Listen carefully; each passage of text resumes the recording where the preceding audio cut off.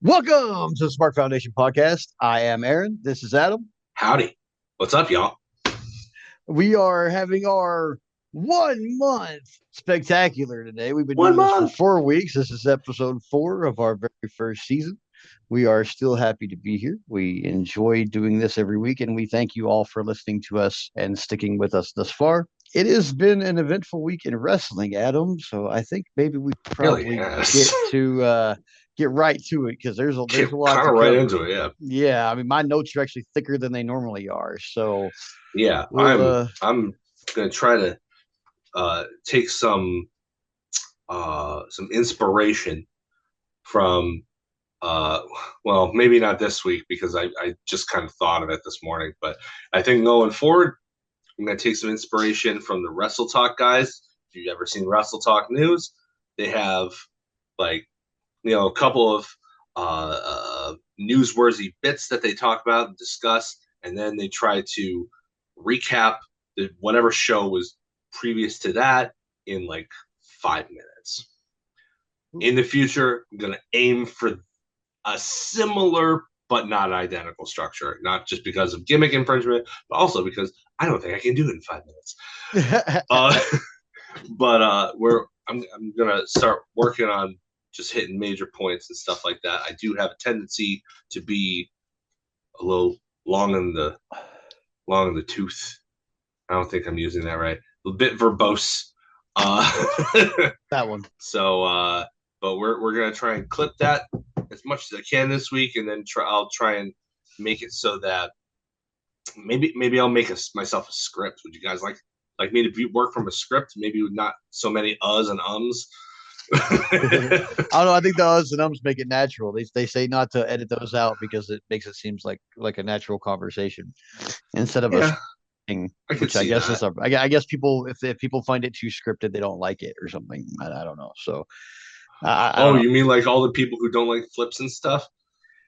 Oh, know. it's too choreographed. Oh, it's too fake. Oh, this podcast is too scripted. Wah. I'm not even gonna let them script me on ad reads. So future advertisers be warned. Yeah, Um, so they can give me a script. I'll read a script from an ad read. I'll let Adam read the script and I'll be like the reactor guy. Yeah, that works. Very See, perfect. here we are. We're letting you guys in on our process once again. Don't you feel Always, special? always. We're very transparent, as it were. So yeah, let's get straight Right? to Yeah. Ring introductions are out of the way. so it's time for the lockup.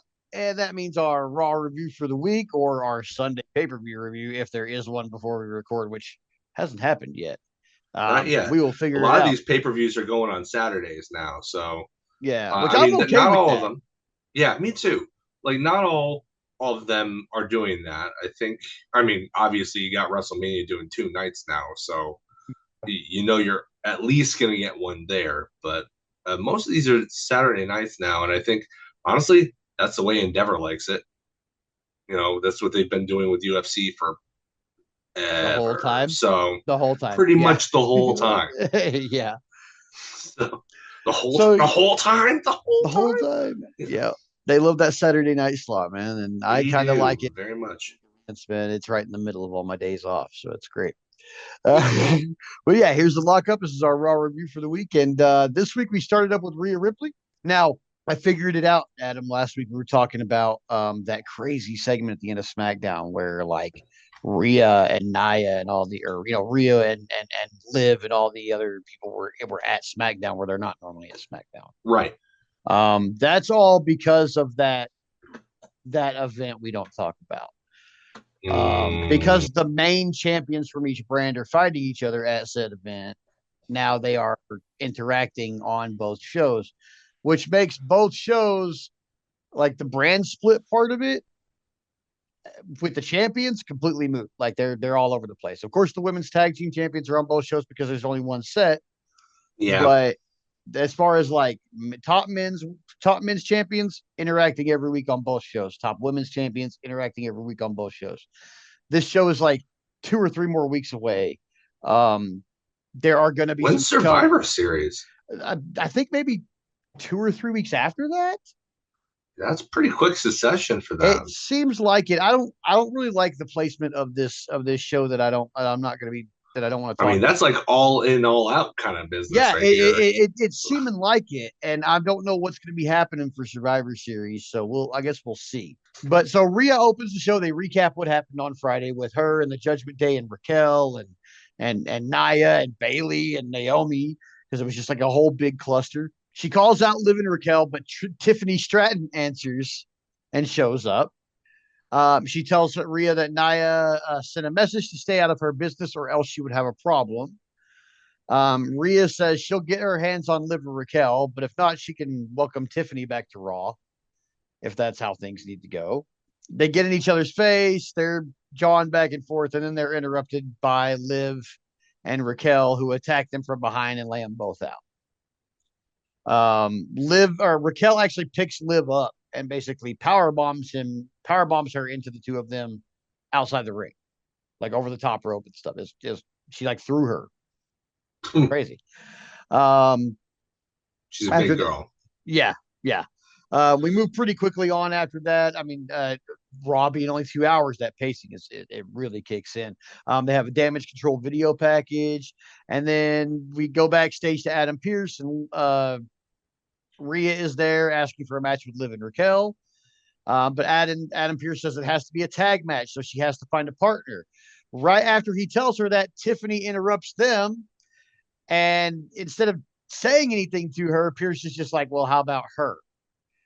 And Rhea's like, "Okay, that'll work." And Tiffany's like, "What do you mean?" And Pearce just says, "You'll find out," and they walk away from her. So they put her in a tag match and just didn't tell her. The disrespect. Yes, the disrespect they're showing Tiffy time is actually getting on my nerves now that I'm a fan of hers. I'm like, all right, this is Miss Money in the Bank we're talking about here. Yeah. Suddenly it's Yeah, just go important. see her. Go look at her social media posts. You'll be brought right back down to earth. I'm sure I will. I'm sure I will. I don't Yeah. want to. I hate when I start liking a wrestler because I'll eventually come across their social media and I might not be impressed by it. And if I'm not, it kind of messes it up for me. So I just try to avoid that as much as possible now.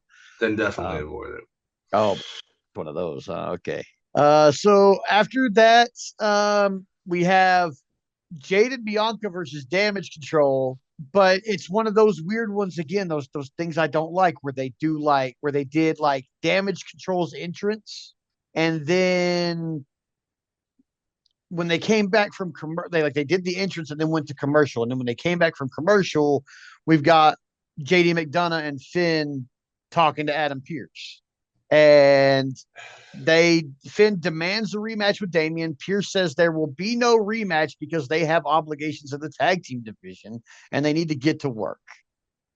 Finally, Yeah. finally, Adam Pierce or somebody back in WWE booking is like, hey, did we forget we have tag belts? You know, but he informs them right then that he has set up a tournament to find the next contender for the titles, which hell yes, feed me all the tournaments. Yeah. I love them. But then we Attorneys go, for life. yeah. So, but then that's like a 30-second, 45-second segment. Then we're back to the ring, and Damage Control's music was still playing. And they're standing in the ring. So, however long, I mean, they literally started their entrance before this a live show. They started their entrance before the commercial, probably did 60 to 120 of commercial, then another 30 to 45 of segment. Why couldn't they have switched to that? I just don't know why they They couldn't should have done the have went segment into after the match. or the segment as they went into commercial. Yeah, yeah, or yeah, just not done the entrance yet. Like Yeah. maybe they didn't want to do two segments back to back, but honestly, this decision they're making with the pacing, I'm not a big fan. We'll talk about it later. But yeah, so they come back. We've got Jaden Bianca versus Damage Control for the titles. Lash Legend and Jakara Jackson are ringside. They hit Io Sky and set up Bianca's finisher, and Jaden Bianca retain. There was a crazy pop up instant, like Io Sky popped up Kyrie saying like she was going to do a pop up power bomb, and she landed it out with with an insane elbow. It was really cool, man. Oh Like, yeah, I saw a clip of that. That's yeah, amazing. it was really cool. And God, then Kyrie's got the best elbow right she now. does, she Oh my does. gosh, it looks amazing. But also, Looks better live too. But also we got Lash Legend and Jakara Jackson ringside. I'm guessing that.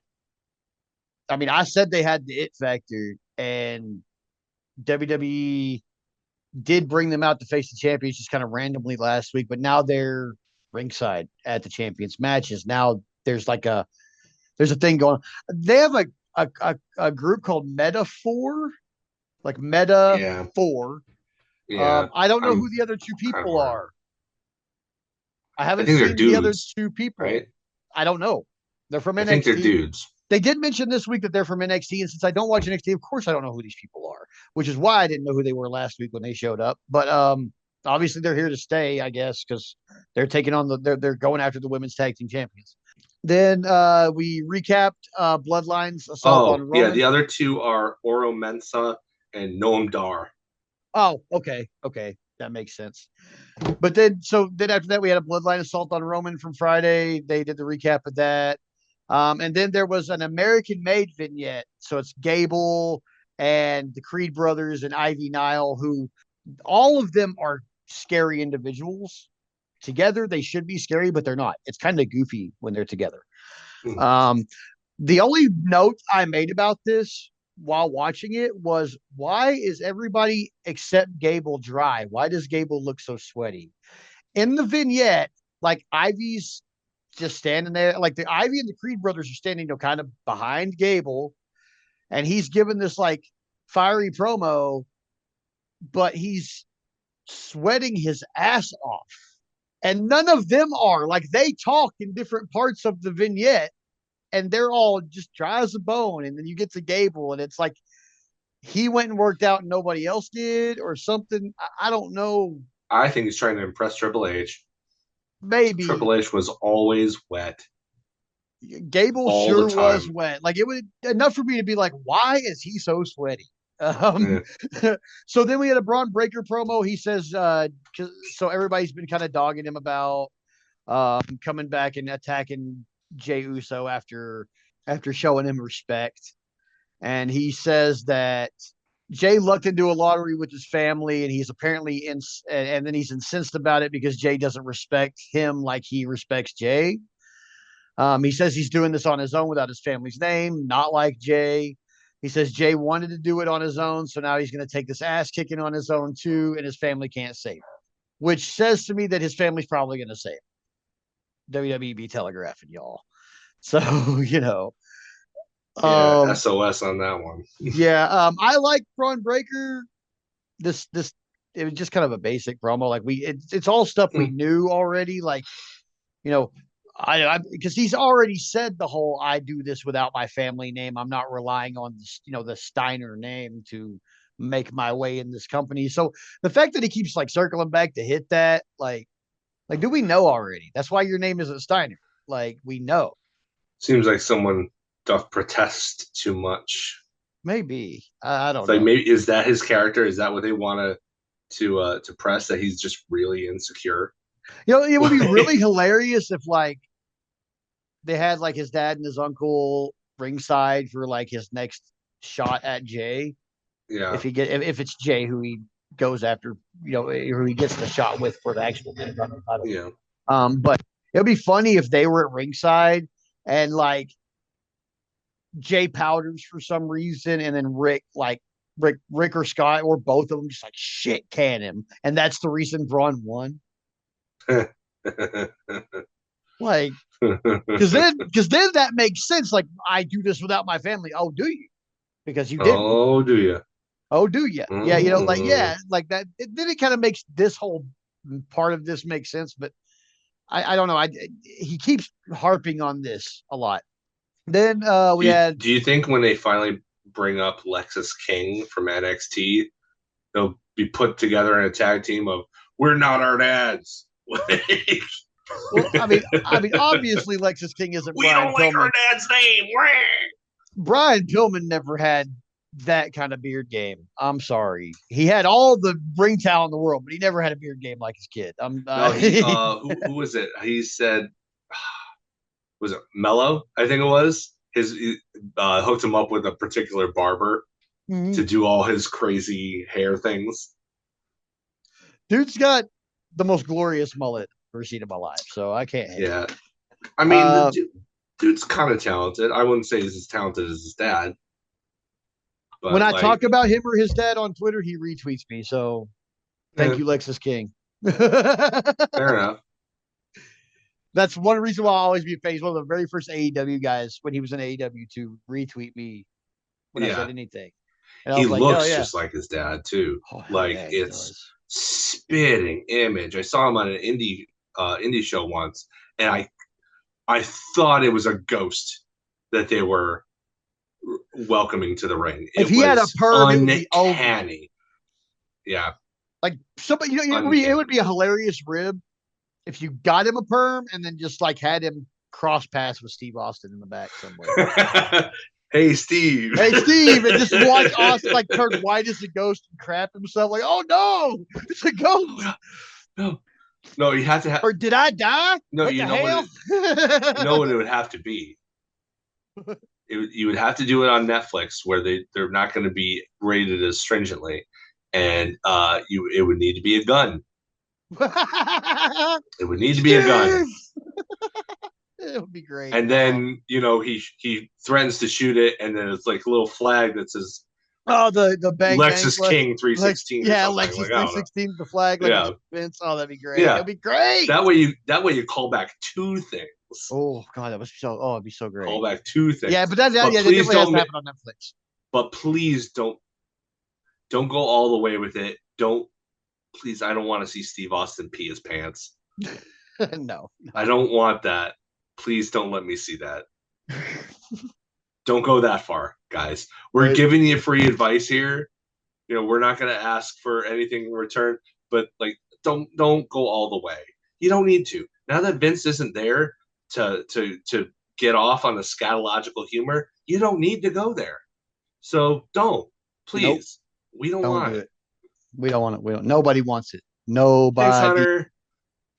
Thanks for understanding. Right. So we know then, you're so much better about this kind of stuff. He is. He is. So after the Braun Breaker promo, there's a lot of video packages on Raw this week. A lot of promos, a lot. Like we'll talk about this a little bit. Across it feels the like board. across the board. AEW too. Yeah. So after we get to the Braun Breaker promo, we get to Bronson Reed and Adam Pearce having a sit down face to face. Big ups to Bronson Reed for the Vader shirt. Bing. Oh, he's wearing a Vader shirt. He was wearing a Vader shirt. I love Vader's, that. I love Vader. I love the callback. I love that Bronson Reed is embracing his Vaderishness because he is very Vaderish. Like I hope you see that, dude. I do too. I hope you see that as a compliment, big man. I hope you hear this, Mr. Bronson Reed. I am calling you like Vader in the best way possible. So I hope you appreciate that for what it is. Dude, that guy, he was the first wrestler that I was afraid of. Amen.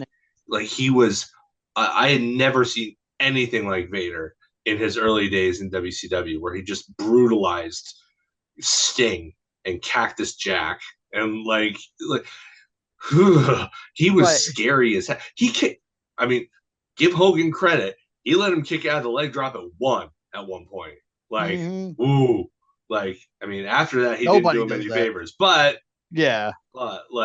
Dude, he beat Mick Foley into a face. Yeah. Cactus Jack was a heel. A lot of people forget that before Cactus Jack and Vader had their run, Cactus Jack was a heel. He was a bad guy. He was part of like the Legion of Doom and like all this other stuff. Like he was a bad guy. He was kind of scary, kind of crazy. He was Cactus Jack Manson. Sullivan. Yeah. He was Cactus Jack Manson. Like he had a serial killer's last name. He was supposed to be a bad guy. Vader brutalized him so hard he became a good guy. Like, I don't remember when the turn happened. I just remember I had this bad guy who used to dive out on the floor and stuff, and then one day this other bad guy showed up who was so much worse. Yeah, and who just laid in with real shots and just gave him concussions. And power bombed him onto the floor of the concrete.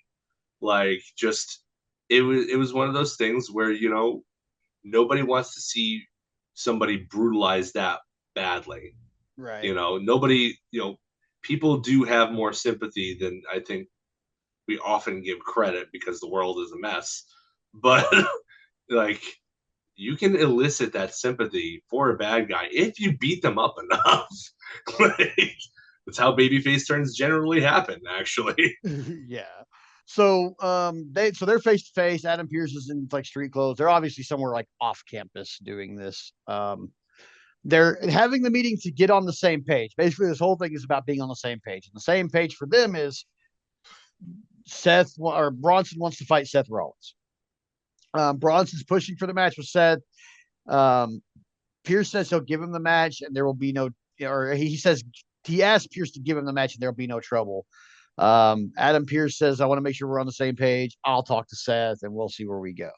So basically, Bronson Reed is threatening, like, "Hey, hey, shit's gonna get bad again if you don't just give me what I want." Which fair enough. He's a giant.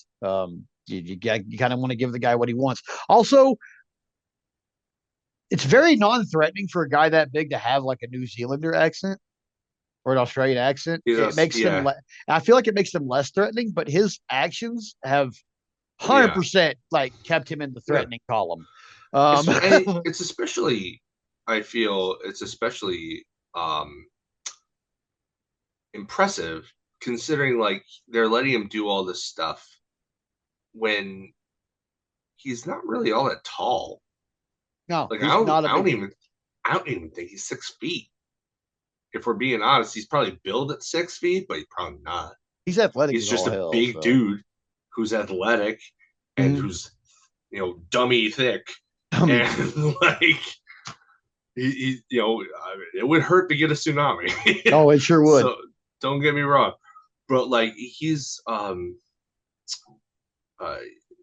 who was it said something about Gunter about how he wrestles bigger than he is. Yeah. Bronson has that same quality. He wrestles bigger than he actually is, and because of that, you believe him as a threat. Yeah. Yeah. So yeah, I mean, yeah. If you're throwing around Braun Strowman through doors and stuff, like, yeah, no, I'm gonna believe you. Oh yeah, for sure. Braun won that. I've match. seen that guy flip ambulances. So. Yeah, right. I love their big man on big man feud thing they got going on. Like I know it's they moved past it now, and like Bronson took the loss, but he's still looking good in the end. So yeah. It's a good one. Then we had a number one contender tag title match. Their first round match for that. The number one contender to the tag title tournament that they're doing. Like they basically immediately started it after announcing it. And we had Akira and Otis from American Alpha. They're still calling themselves American Alpha. I don't know why. Versus the returning War Raiders, which is Ivar, whose name I don't remember what it was before he was Ivar. Ivar was he Hanson or Rowe? Hanson. He's Hanson because Eric is Raymond Death Row. And God, are they still terribly so Ivar's still moving, cartwheeling and shit as a big dude. The match ends when Eric Ray Rowe, I love Ray Death Row, man. Like he came and worked the indie here a while back when I was refereeing, and he's like a fantastic dude, really nice. The exact opposite of what he looks like because he looks like you. I love him though, great dude. But they seem like good dudes from what I saw in like Ride Along and stuff like that. Yeah, he's a really nice guy. Real good dudes. But he wasn't very nice to Akira Tozawa because he picked up Akira Tozawa. Ivar got on the top rope, and Ivar did a dive off the top rope, and Eric threw Akira Tozawa underneath him, like in midair. So like that's their new super dangerous. Yeah, but he basically killed him, and so they win. War Raiders advance to round 2. Then we had a Dragon Lee vignette. Or no, wait. We had a oh gosh, my notes skipped forward. Okay, so then after that, Pierce and Seth went face to face. Pierce says he's apprehensive to make the match because Seth has had 6 matches in the last year and he hasn't been healthy for any of it, which is actually true. Seth says you fight through your injuries. He basically went on this long rant about, in this business, you get injured and you fight through injuries, and that happens. Blah blah blah. Seth says Pierce has forgotten the reason he's at the top, and then he needs this fight with Reed. He tells Pierce to think about it. So he's talked to both guys, and there's a think about it coming. So we're going to get Seth versus Bronson Reed. That's going to happen. Probably at Redacted. Yeah. Then we had a Cody Rhodes in ring promo. He talks about his history with St. Louis and the "We Want Cody" chants, how that's where they started. Gunther interrupts him, and then they kind of do a promo battle against one another about said redacted event. The promos were good, And yeah. but it's just the end game that they're promoting for. I'm like, damn it, like why? I want this match. They're really building me to want it, and I Yeah. like out of like my moral compass says boycott. Can't do it. So Yeah. it sucks. I do want to see this match. I do want to see Cody versus Gunther. I wish it Or was just on watch it on Survivor YouTube Series. once they upload I might, it. yeah. I'll watch it clip by clip, 15 seconds at a time on Twitter, so that some rando creator gets paid. Yeah. I don't care. But just not Saudi Arabia. Anyway, then after that, we had a New Day recap from last week, highlighting the tension between Xavier Woods and Kofi Kingston that is still continuing.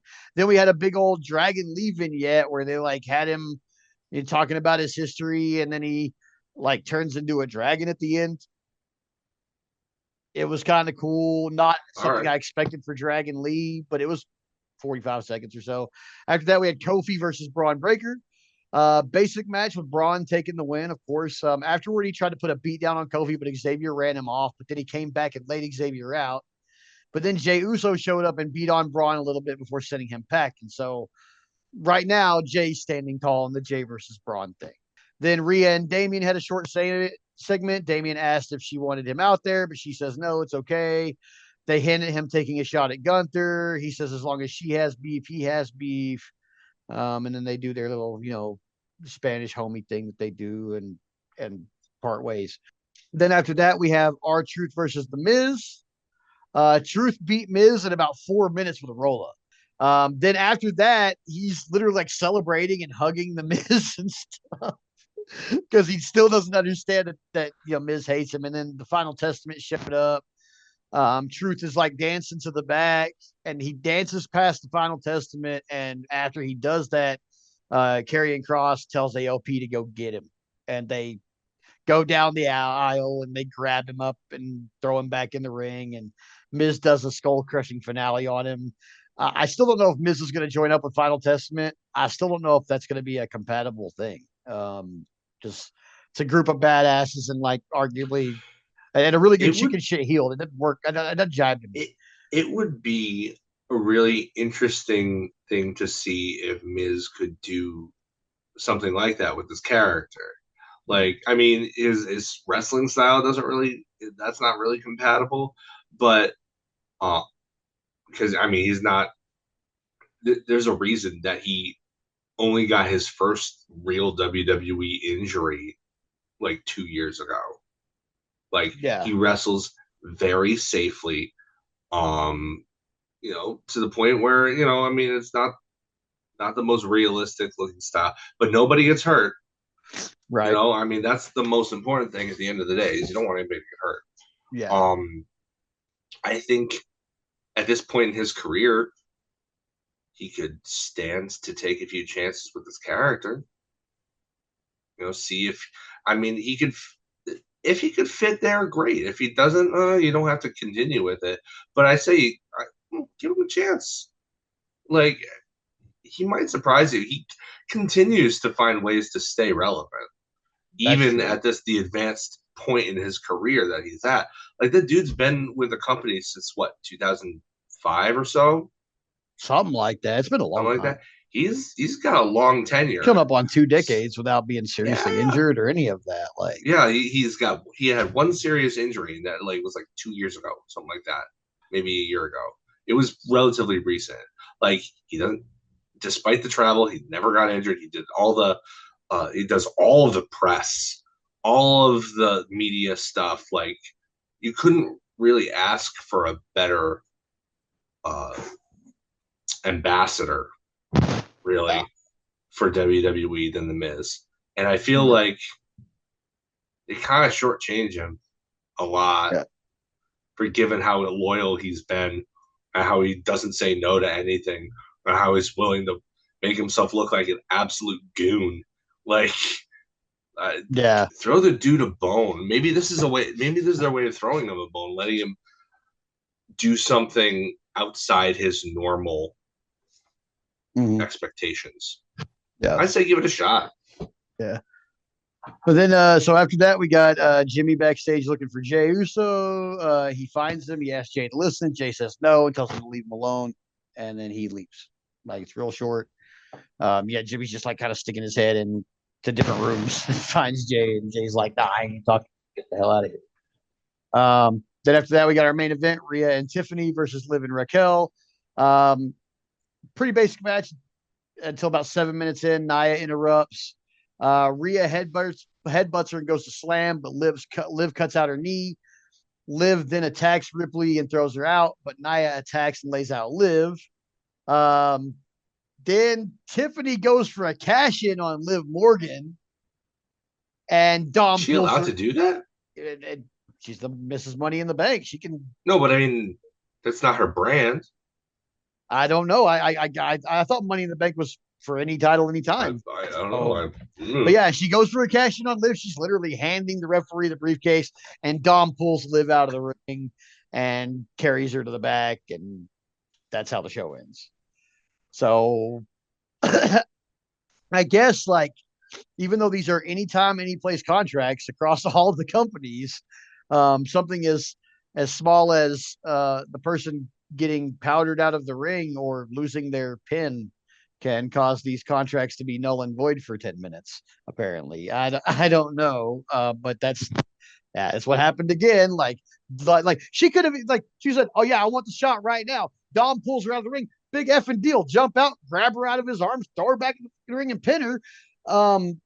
But no, Dom's got her, so she's safe. She can't be cashed in on now somehow. Because that literally interrupted the cash in. So yeah, that was how the show ended. Couple things I like. I freaking love Bronson Reed. I'm starting to be a real big fan of his. We already kind of went over like the whole Vader comparison and stuff like that. So I'm a big fan of his.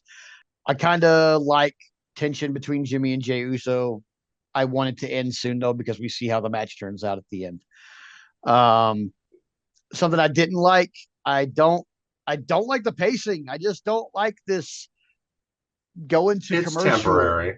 Yeah, I know it's temporary, but it just throws me off. That go into commercial and then like entrance commercial, unrelated promo back to the match. I don't. I don't It like it seems when they do that. disrespectful, It does. honestly. I feel that way too. I feel that way too. Like Like so. it's like you got it's like those ladies are just standing in the ring through 3.5 to 4 minutes of commercials and 2 to 3 minutes of a segment. What? Doing what? Like if you have to have the commercial in there, that's fine. But like, what's the deal with the segment? That's lame. Yeah, and you know, I think the other thing that I liked about it, man, see, I really like Bronson Reed and that stuff. Oh, this is easy. I love that the War Raiders are back. Yeah. I love that they've ditched the Viking gimmick for the most part. Like they still like like they're still wearing like the tights, but not like they're not doing the headdresses or the furry vests or any of that other stuff. Valhalla wasn't here this time. I do really like Sarah Logan. I hope she comes Is back. she still on maternity leave? Maybe on maternity leave. I think that might actually be the case. So, you I know, know she was pregnant, but I don't know how long ago she had the baby. yeah, I'm not sure, but more power to her for that. So, I mean, go out there, live life. I hope to see her back with them because she fits really good with them, and she's married to one of them. So, Yep. I don't know which one. Row. Ro. Oh, it's Roe. Okay, well, Yeah. yeah. Okay, so I hope she comes back. I know she'll be back with them, of course. I do like that they've toned down the Viking part of it a lot. Um, and that new finisher of theirs was. I mean, I'll have to go look it up. it obviously can only be done on like small enough people to throw, but Mhm. holy crap, man! Like he basically threw him into the path of a moving bus. Like that's just basically how it looked. Oh, Except they that bus darbied was him. coming off. Yeah, he darbied him. Except that bus was coming off the top rope. So yeah, it was gnarly. But yeah, I mean, overall, Raw this week. Other than that pacing issue that I just can't seem to get over myself internally, which more power to you if you like it. If you don't, and you're with me, cool. But other than that pacing issue, the wrestling was good. What wrestling there was a lot of um, there was a lot of promos and a lot of video packages, but I thought the video packages and promos were all really well done. Even the ones that are about events that, I mean, I'm not going to ever cover the end of what's happening with these promos, but they're Yeah. good. Like the Gunther and Cody promo thing, like I could live on Gunther and Cody promos. I could. Like I don't even. I mean, I want the match, but I don't need it. They could promo against each other forever. It's kind of like Punk and Drew. Like they're very, very Yeah. intriguing promoing against each other. So um, I really enjoyed most of Raw. Like I thought it was good. Um, they're obviously doing something with Lash and Jakara, which they also have a little bit of a hand to play in SmackDown too. So we'll talk a little bit more about them on the SmackDown view because it's a little bit more prevalent on that side. So that's where I'm saving the stuff for them. But yeah, other than that, Raw was really good this week. I thought it was a good one. Thumbs up for me overall. But yeah, that's our lock up Raw review for the week, and now it's time to tag in for the shine.